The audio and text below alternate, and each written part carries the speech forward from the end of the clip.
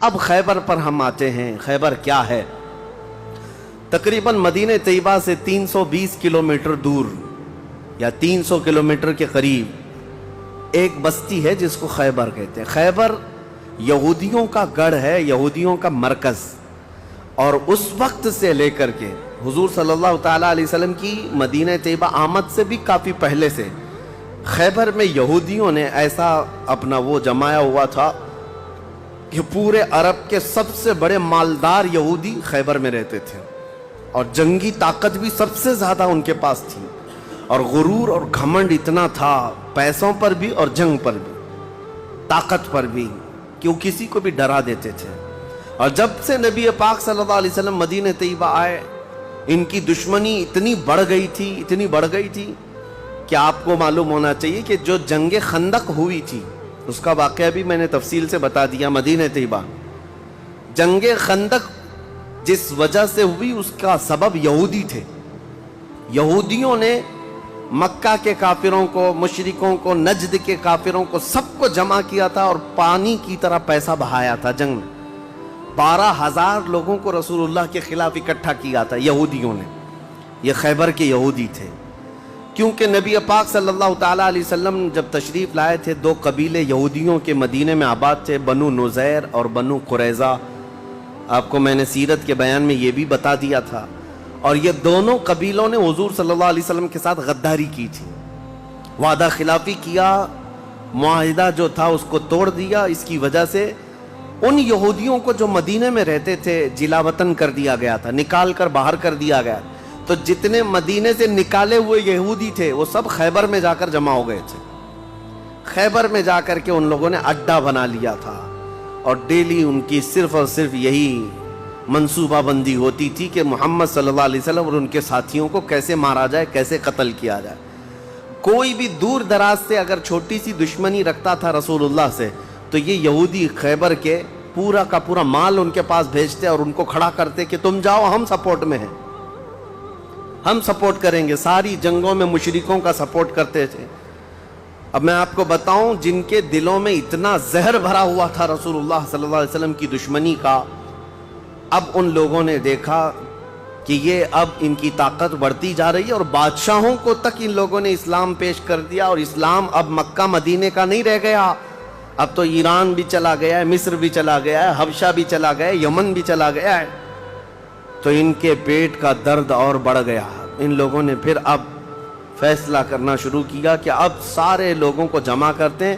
ایک قبیلہ تھا بنو غطفان، یہ مشرکوں کا قبیلہ تھا، اور وہ جنگی طاقت بہت زیادہ رکھتے تھے۔ اس وقت عرب میں وہ نڈر مانے جاتے تھے۔ یہودیوں نے ان کو بلا کر کے جنگ کا پلان کیا کہ مدینے پر اچانک چڑھائی کریں گے اور تہس نہس کر کے رکھ دیں گے، کسی کو خبر بھی نہ ہو، پورے مدینے کی اینٹ سے اینٹ بجا دیں گے۔ انہوں نے پلان کیا راتوں رات، لیکن مخبر صادق رسول اللہ صلی اللہ تعالیٰ علیہ وسلم کا حال یہ ہے، اور کوئی غیب کیا تم سے نہاں ہو بھلا۔ نبی پاک صلی اللہ تعالیٰ علیہ وسلم کو خبر ہوئی کہ یہودیوں نے میٹنگ کی ہے اور راتوں رات مدینے پر چڑھائی کرنے والے۔ دوسرے دن حضور پاک صلی اللہ تعالیٰ علیہ وسلم نے صحابہ کو جمع کیا، تو جتنے صحابہ تھے سب جمع ہو گئے، تقریباً 1600 صحابہ تھے۔ کتنے؟ 1600 صحابہ۔ 1600 صحابہ مدینہ طیبہ سے نکل پڑے حضور کے ساتھ کہ ان یہودیوں کو خیبر سے نکلنے سے پہلے ان کا راستہ ہم روکیں گے کہ مدینے پر کوئی بھی چڑھائی نہ کر سکے۔ جب رسول اللہ صلی اللہ علیہ وسلم صحابہ کو لے کر چل پڑے، چال الٹی پڑ گئی۔ یہودیوں نے یہ سوچا تھا کہ مدینے پر اچانک حملہ ہوگا، کسی کو کانوں کان خبر نہیں ہوگی، لیکن ایسا ہوا کہ 8 دن کے بعد اچانک حضور خیبر پہنچ گئے، ان کو کانوں کان خبر بھی نہیں ہوئی۔ نبی پاک صلی اللہ تعالیٰ علیہ وسلم صحابہ کے ساتھ جب پہنچے، صبح ہو رہی تھی، خیبر کی وادیوں میں حضور داخل ہو رہے تھے، تو یہودی اپنے اپنے کھیتوں میں کام کرنے کے لیے جا رہے تھے۔ جیسے ہی مدینے کی فوج کو دیکھا، ہیبت طاری ہو گئی، الٹے قدم اپنے قلعوں میں واپس بھاگتے رہ گئے اور چیخ مارتے رہ گئے کہ محمد بھی آئے ہیں اور مسلمان بھی آئے ہیں۔ حضور صلی اللہ علیہ وسلم نے ان کی چیخ و پکار کو سنا تو ایک جملہ فرمایا۔ حضور صلی اللہ علیہ وسلم فرماتے ہیں، جن کافروں کی وادی میں ہم اتر پڑے ان کی صبح خراب ہو ہی جاتی ہے، اور یہ خیبر اب برباد ہوگا۔ حضور کے الفاظ تھے، جملہ نکلا، صحابہ کرام اتنی جوش سے نعرہ لگا رہے تھے کہ یہودیوں کے سارے قلعے صحابہ کی آواز سے گونجنے لگ گئے۔ خیبر میں 8 قلعے تھے، 8 مشہور قلعے۔ انہوں نے بہت مشہور اس وقت کی طاقتور یعنی عمارتیں ایسی بنا رکھی تھیں کہ ان کا یقین تھا کہ کوئی ان قلعوں کو توڑ نہیں سکے گا۔ اور حد تو یہ ہے کہ آج 1400 سال گزر گئے، ابھی بھی وہ قلعے موجود ہیں، آج بھی موجود ہیں خیبر میں۔ وہ قلعوں کے باقیات، کھنڈرات ابھی بھی موجود ہیں۔ اب آپ اندازہ کریں کہ 14 صدیاں گزرنے کے بعد اب بھی وہ قلعے ہیں تو اس وقت کتنے محفوظ رہے ہوں گے، کتنے مضبوط رہے ہوں گے۔ ان کو بڑا غرور تھا۔ 8 مشہور قلعے تھے، قلعہ نائم، قلعہ نطات، قلعہ قموس، ان کے نام تھے الگ الگ۔ ہر قلعہ الگ الگ کاموں کے لیے استعمال ہوتا تھا۔ اب نبی پاک صلی اللہ تعالیٰ علیہ وسلم خیبر جب پہنچے، 1600 صحابہ ہیں۔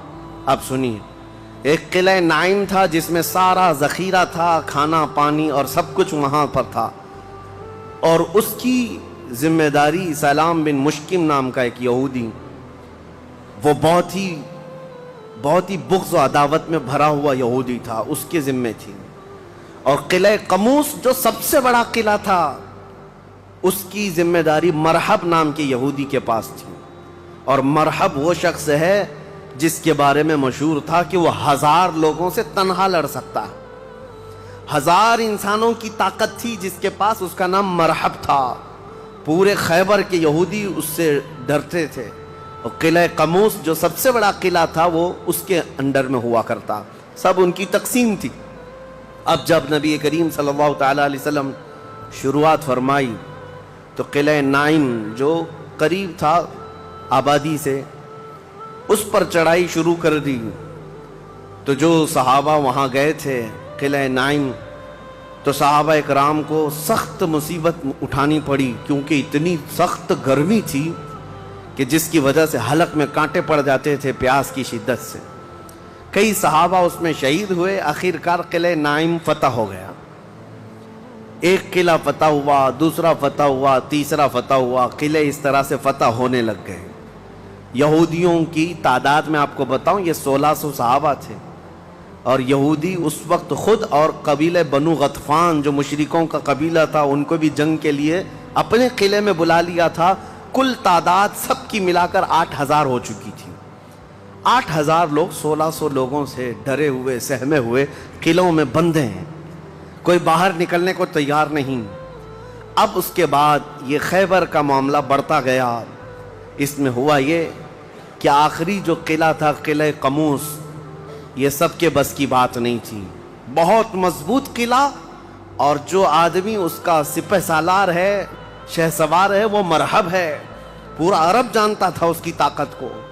پہلے دن نبی کریم صلی اللہ تعالیٰ علیہ وسلم نے صحابہ کی ایک جماعت حضرت ابو بکر صدیق رضی اللہ تعالیٰ عنہ کی سپہ سالاری میں بھیجی۔ حضرت ابو بکر صدیق آئے، بہت ہی جام بازی اور بہادری کے ساتھ لڑائی کی، لیکن وہ اتنا سخت تھا کہ یہودیوں کی طرف سے بہت سخت طریقے سے ڈیفنس ہوتا تھا۔ صحابہ پیچھے ہٹ گئے، کچھ شہید ہوئے، کچھ زخمی ہوئے، واپس آئے۔ پھر دوسرے دن سیدنا عمر ابن خطاب رضی اللہ تعالیٰ عنہ کے حوالے حضور صلی اللہ علیہ وسلم نے فرمایا۔ حضرت عمر فاروق رضی اللہ تعالیٰ عنہ گئے، صحابہ کی ایک جماعت تھی، لیکن آج کا دن اور زیادہ سخت ہو گیا۔ سارے یہودیوں نے اپنی طاقت جھونک دی قلعہ قموس کو بچانے کے لیے۔ حضرت عمر فاروق رضی اللہ تعالیٰ عنہ صحابہ کی جماعت کو لے کر شام میں واپس آ گئے۔ اب یہ محاصرہ بڑھ گیا، 20 دن چلا کنٹینیو محاصرہ ان قلعوں کا، لیکن فتح ہونے کا نام نہیں تھا۔ جلال پیغمبری کو دیکھیں، صحابہ 20 دن سے تپتی ہوئی گرمی میں مدینے سے 300 کلومیٹر باہر ہیں۔ عرض کیا، یا رسول اللہ صلی اللہ علیہ وسلم، ہماری منزل ابھی کہاں ہے، کب تک ہے؟ رات کا وقت تھا، نبی کریم صلی اللہ تعالیٰ علیہ وسلم جلال میں تھے۔ ارشاد فرمایا، لَأُعْطِيَنَّ غَدًا رَایَةً رَجُلًا يُحِبُّهُ اللَّهُ وَرَسُولُهُ حضور اکرم صلی اللہ تعالیٰ علیہ وسلم فرماتے ہیں کل کے دن میں اپنا جھنڈا ایک ایسے آدمی کو دوں گا جس سے اللہ اور اس کے رسول محبت کرتے ہیں، اور اللہ اور اس کے رسول جس سے محبت کرتے ہیں وہ خود بھی اللہ اور اس کے رسول سے محبت کرتا ہے۔ اور پھر میرے آقا نے فرمایا خیبر کی فتح اسی کے ہاتھ میں رکھی ہوئی۔ صحابہ کہتے ہیں پوری رات بے چینی اور کروٹ لیتے ہوئے ہم نے گزاری، نبی پاک نے بشارت دی ہے تو اب تو ہونا ہی ہے۔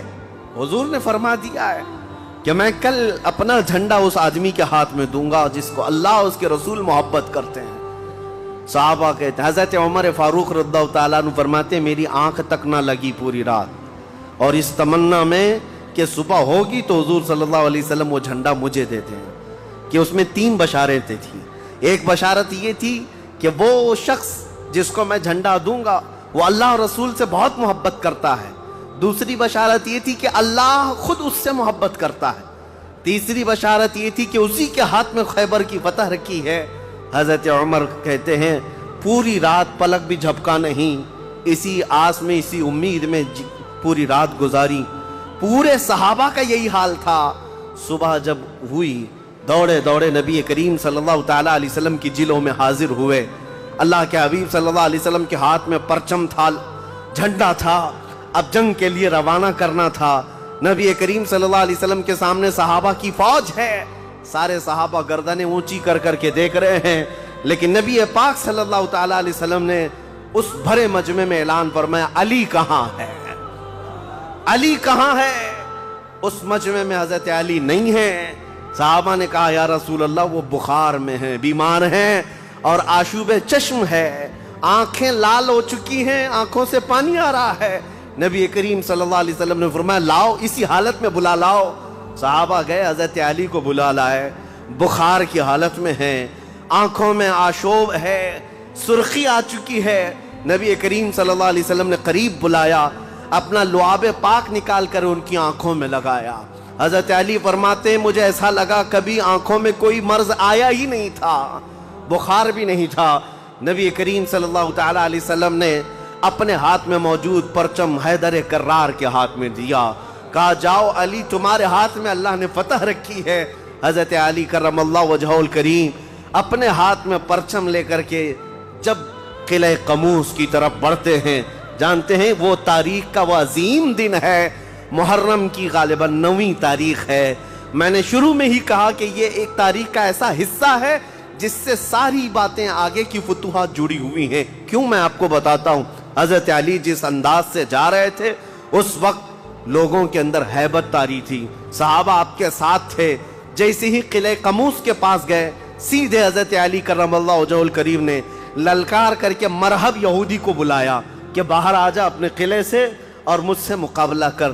وہ ہاتھی کی طرح سے ڈیل ڈول رکھتا تھا اور خرامہ خرامہ سامنے آیا اور للکار کر کے کہنے لگا قد علمت خیبر انی مرحب شاک السلاحی مجرب، تمہیں معلوم ہے پورا خیبر مجھے جانتا ہے کہ میں مرحب ہوں۔ شعر پڑھ رہا تھا، پورا خیبر جانتا ہے کہ میں مرحب ہوں، سر سے لے کر پیر تک ہمیشہ ہتھیار میں رہتا ہوں، اور نہایت ہی تجربہ کار آدمی کہ جس کا وار کبھی خالی نہیں جاتا ہے۔ اس کے جواب میں مولا علی کرم اللہ وجہہ الکریم فرماتے ہیں انا الذی سمتنی امی حیدرا کلیت غابات کریہ المنظرا، تجھے پتا ہے میری ماں نے ہی میرا نام حیدر رکھا ہے۔ حیدر کا مطلب ہوتا ہے شیر، میری ماں نے میرا نام حیدر رکھا ہے، کلیت غابات کریہ المنظرا، ہیبت ناک شیر جب بھوک کی وجہ سے کچھار میں دہاڑتا ہے اس کو حیدر کہا جاتا ہے۔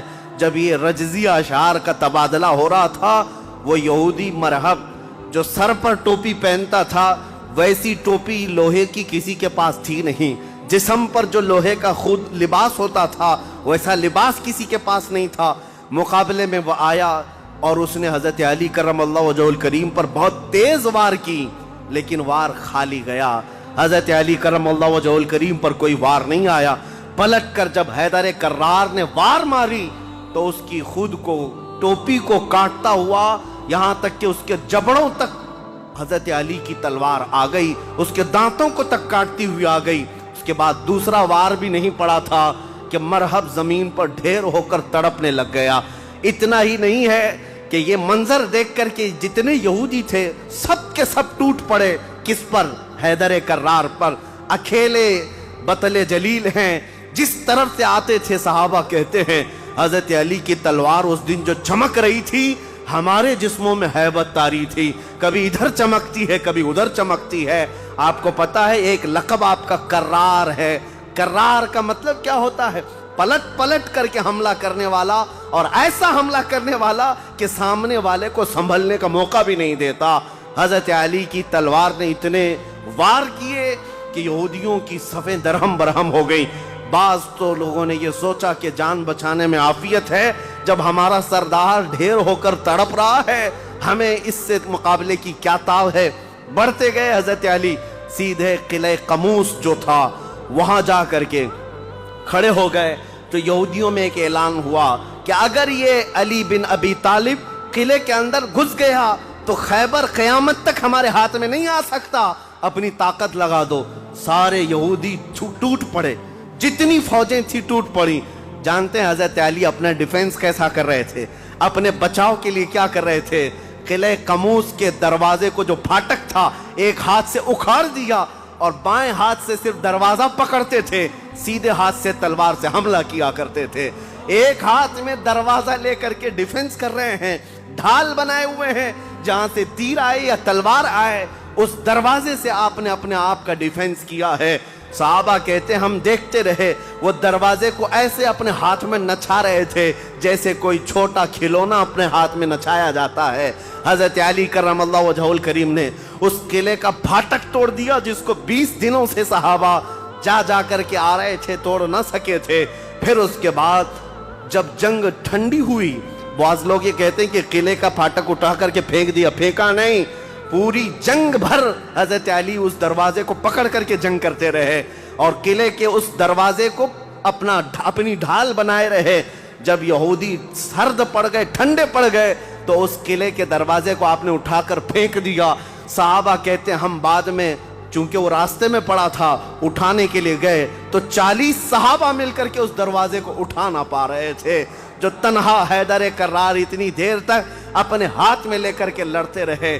کون ہے یہ حیدر کرار؟ یہ وہی حیدر کرار ہے جب رسول اللہ صلی اللہ علیہ وسلم نے مکہ مکرمہ میں سب سے پہلے اسلام کی دعوت دی تھی تو مکہ والوں نے انکار کیا تھا۔ 9 سال کا ایک بچہ کھڑا ہوا تھا، کہا یا رسول اللہ میں آپ کے دین کی حمایت کروں گا۔ پتلی پتلی ٹانگیں تھی، کمزوری تھی۔ رسول اللہ نے اس 9 سال کے بچے کو دیکھا اور سینے سے لگایا اور بارگاہ رب العزت میں عرض کیا کہ مولا اس کی ٹانگوں میں اور اس کی بازوؤں میں تو طاقت عطا فرما۔ وہ 9 سال کا بچہ جب 25 سال کا ہو گیا تو فاتح خیبر بن کر کے نکلا، حیدر کرار بن کر کے نکلا۔ اسی لیے سچ کہا ہے جس نے کہا ہے شاہ مرداں شیر یزداں قوت پروردگار، لا فتح الا علی لا سیف الا ذوالفقار۔ یہ ہے جس کا مطلب یہ ہوتا ہے فارسی میں شاہ مرداں شیر یزداں، نوجوانوں کا اگر کوئی بادشاہ ہے تو وہ حیدر کرار ہے۔ شیر یزداں اگر اللہ کا کوئی شیر ہے تو وہ حیدر کرار ہے۔ قوت پروردگار، اللہ کی طاقت کا مظہر دیکھنا ہے تو وہ علی بن ابی طالب ہے۔ لا فتح الا علی، سچ کہا جس شاعر نے کہا لا فتح الا علی۔ پورے لوگوں میں اگر جوان کوئی کہانے کے لائق ہے تو وہ علی بن ابی طالب کا نام ہے۔ لا سیف الا ذوالفقار، اور دنیا میں اگر کسی تلوار کو تلوار کہلانے کا حق ہے تو وہ ذوالفقار حیدری کا نام ہے۔ عزیزان گرامی اوقات، یہ خیبر فتح ہوا، جیسے یہ خیبر فتح ہوا صحابہ میں اتنا جوش بھر گیا تھا، نہ قلعہ قموس باقی رہا نہ مرہب باقی رہا۔ اور خیبر کو جو مولا علی نے اس وقت توڑا تھا 14 صدیاں گزر گئی، آج تک یہودیوں کا اس میں داخلہ نہ ہو سکا تھا۔ یہودیوں کو پتا تھا ایک بار علی اس میں داخل ہو گیا تو قیامت تک خیبر ہمارے ہاتھ میں نہ آ سکے گا۔ آپ کو